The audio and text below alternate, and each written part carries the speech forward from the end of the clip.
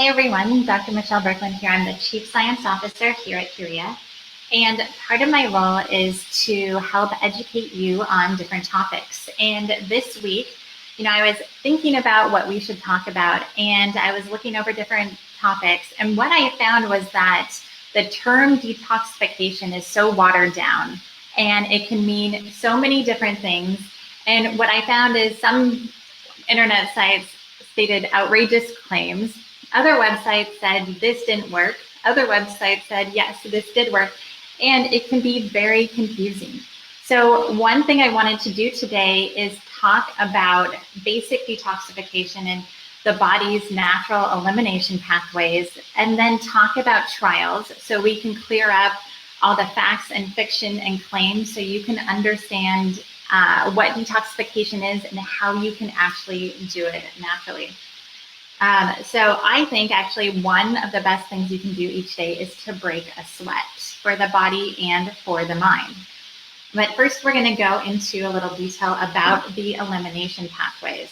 So the main elimination pathways in your body is you have your lymphatic system, your kidneys, your liver, your colon, the blood, and your skin. So we're going to focus a little more on the skin today and also discuss some things about sweat as well. So first off, I think any detoxification is incredibly important to support all different systems. So your liver, your kidneys, everything as well. I think that's incredibly important. And your liver and your kidneys do a lot of the work. I mean, your daily exposures of what you come into contact with, different drugs or medications you're taking, so many different things. The liver does an amazing job. So do the kidneys, and so does your body in general. But sometimes it actually needs a little more help because of all the exposures that we come into contact with today. I mean, there's so many different things that sometimes the body can get overburdened.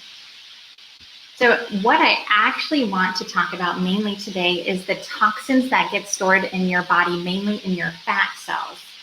And we're also going to touch on how a specific type of sweating can help remove different things inside your fat cells. So before we get started, I'll wait for more people to join. And I also want to remind all of you to sign up for our newsletter. I believe there's a link on our Facebook page on the top, because we go into actually a lot more detail on liver support, kidney support, different techniques for your lymphatic system, like skin brushing, and also different ways that you can help eliminate these exposures as well. Because one thing is we want to improve detoxification, and then the other part is if we are having these exposures, we want to remove them.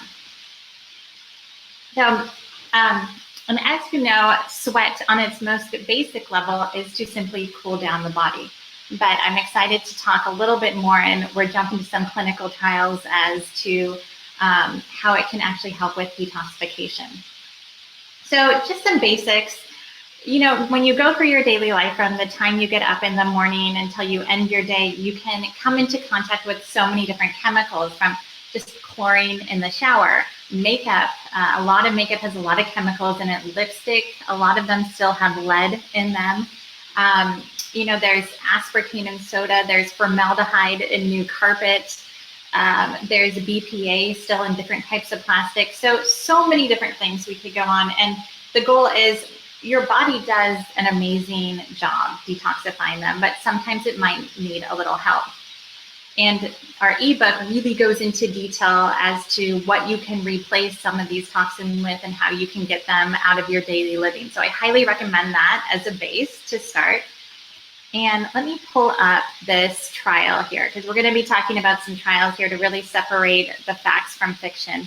And I want to talk about fat storage of toxins. So there's actually a clinical trial that was published in 2017 out of the University of Kentucky that really took a look at adipose tissue, at fat, and how the body stores and accumulates toxins. And, a lot of chemicals are lipophilic, meaning that they're fat-loving, they are attracted to fat, and that's how they're stored. And interestingly, this study found that these exposures could actually contribute to different health conditions like obesity and diabetes.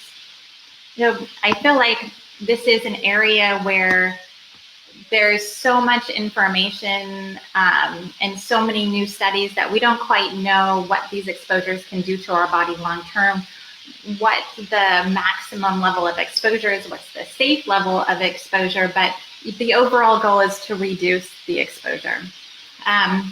Talking about exposure one more time, I'll discuss an article published from the Environmental Working Group that found 232 different industrial compounds and pollutants in umbilical cords of umbilical cord blood of infants, meaning that exposure these days it's all around us, and we're all around so many different things, especially starting in infants. So it's important to be aware of them and to remove them and support the body's natural systems.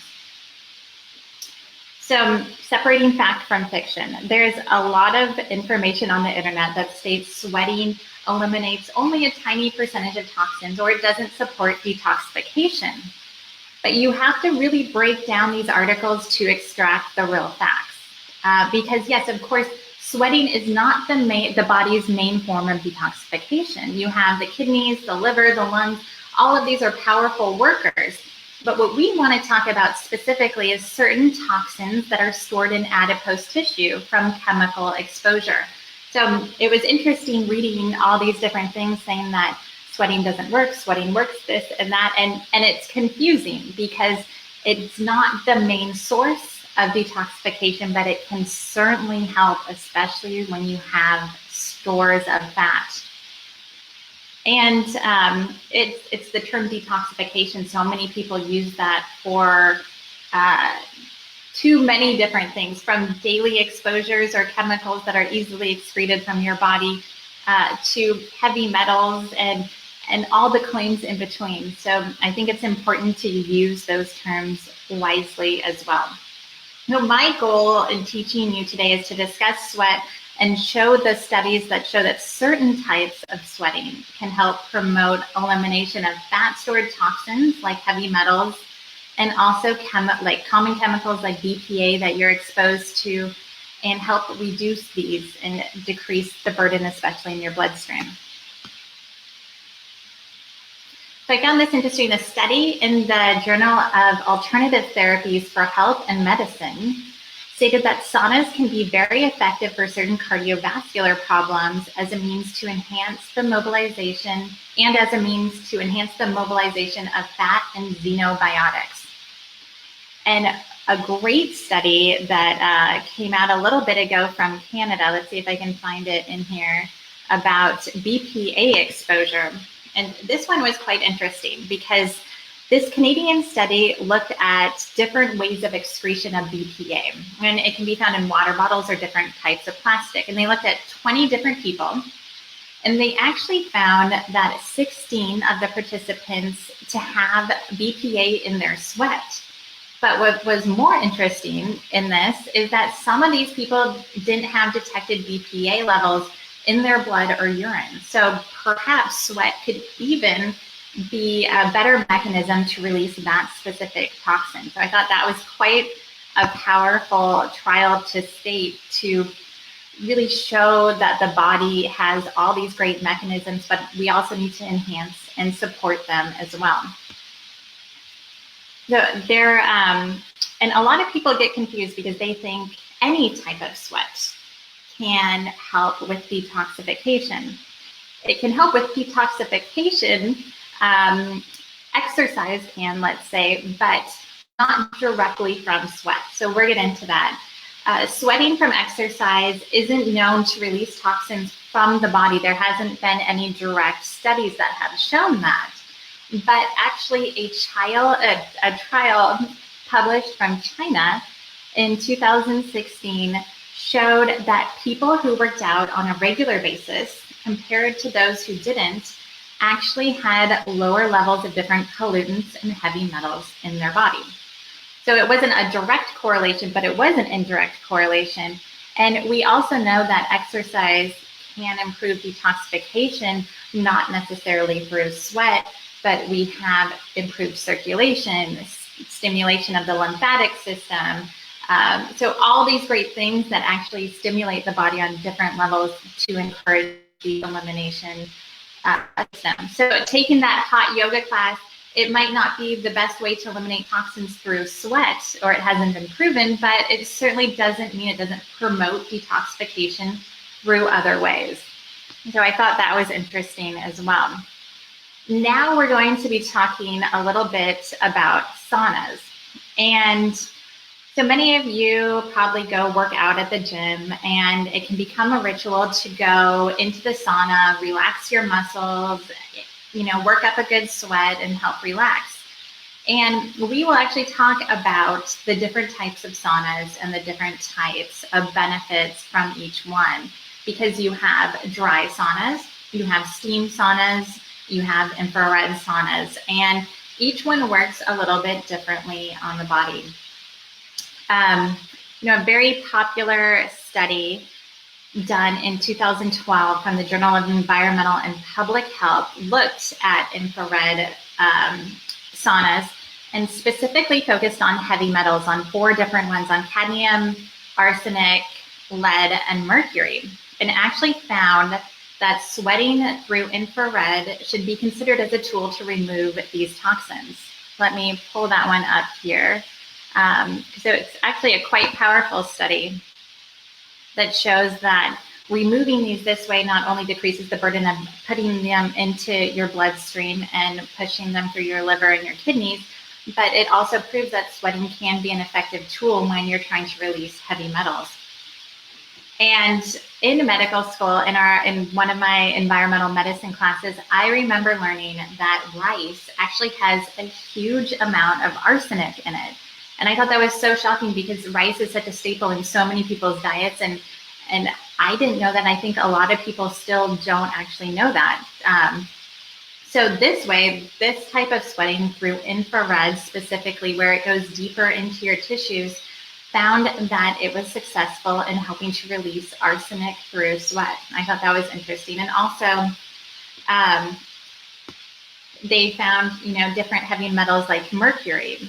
And mercury exposure can be sneaky too. It's not necessarily from just the fish or the tuna you eat, but it's also found in fish supplements and fish oils and stuff. So it's very important to find high quality sources of supplements. And we could go into an entirely different topic about finding high quality sources, but mercury definitely can contribute to the toxic burden in your body. And it's something to be aware of, not only in the food you eat, but also in your supplements as well. So we also have dry saunas, and dry saunas are the typical sauna that you go into at the gym. Some of them have infrared, so it's hard to say which one is available there, but typically it is the dry sauna. And I thought this was a great study to talk about. So the Journal of Evidence-Based Complementary and Alternative Medicine did a systemic review of different clinical effects of saunas. And it took 40 different studies and looked at over 3,855 people. So it's a quite extensive study where they looked over different studies, and they found many medicinal benefits, even in dry saunas, for many different things, from pain management, cardiovascular function, athletic performance, stress, mental health, and found this therapy to provide many beneficial health effects in general. So without getting too much into the science proposed by this study, they found that saunas did 2 things. It enhanced immune pathways, and most likely through hyperthermia, which we've actually discussed in a previous interview. And it enhanced excretions of toxins through sweating. So both of those things had positive effects on the body through different ways of using that sauna. And a very interesting thing just about sauna and sweat in general is a lot of the studies found that it had an important psychological benefit as well. And it helped improve mood, reduce stress, and also helped engage you in that mind-body time with yourself. And so I thought that was great, because when you go into an area like that, when you go into a sauna, you can't really bring that much with you, maybe a book and it forces you to relax as well. So I thought that was great. And for those of you who might not have saw my interview with leading immunologist Dr. Ralph Cleef, he is an expert in hyperthermia treatments, and he goes into a lot of detail about infrared therapy and why he's not really a fan of dry saunas for releasing sweat or stimulating the immune system. So if you want to take it to another level and you're really interested in hyperthermia or the effects of infrared, he definitely goes into more detail in our last interview. So here at Puriya, we believe in a complete holistic approach too. So sweating is a great way to release heavy metals, especially arsenic, mercury, cadmium, and it's been shown to help with BPA as well. And it's great for overall health. It's great to get moving too. And exercise is incredibly important for the immune system, for your stress, for your body in general. So we support all these ways of increasing your body to sweat. Finding a reason to break a sweat each day, I think, will not only help detoxify your body, but also help your body and your immune system in general on a daily basis. But here at Puriya, we want to focus on all of the elimination pathways as well. And there's a lot of foods that can help be chelating agents. So chelating helps grab different toxins or heavy metals from your blood and excrete it out of your body. And some very powerful ones can be garlic, chlorella, spirulina, or cilantro. Some great ways to stimulate the lymphatic system, and that's another great way to encourage natural detoxification, is through hot and cold hydrotherapy, one of my favorite things. And also skin brushing, where we go into more detail in our ebook, and it's this light brushing, and you brush from the bottom up. So you're brushing to help go to your heart and bring that lymphatic system to go into your bloodstream and be cleared from your body. So just a lot of great ways to help improve that and help support that. Of course, I'm going to say drinking clean water.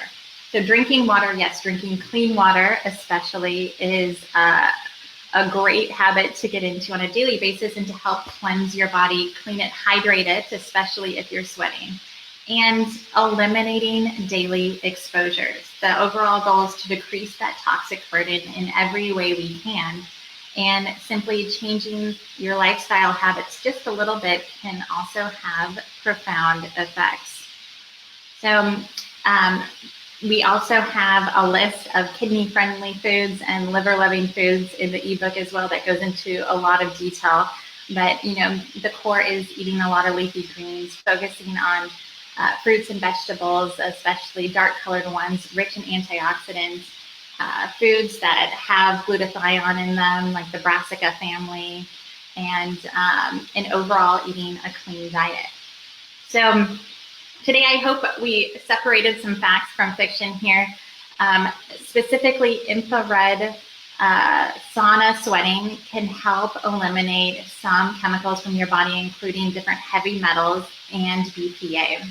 And it's also important to support the entire body in that process as well. So I hope all of you have an amazing weekend, and I will see you next week. I also want to remind you that next week we have Dr. Puriya, and she is going to be talking all about Ayurvedic medicine. So it'll be a lot of fun to learn more about what type of dosha you are, and help answer some questions on different foods to eat that are Ayurvedic, and a lot of great tips. So have a great weekend, and I will see you next week. Take care.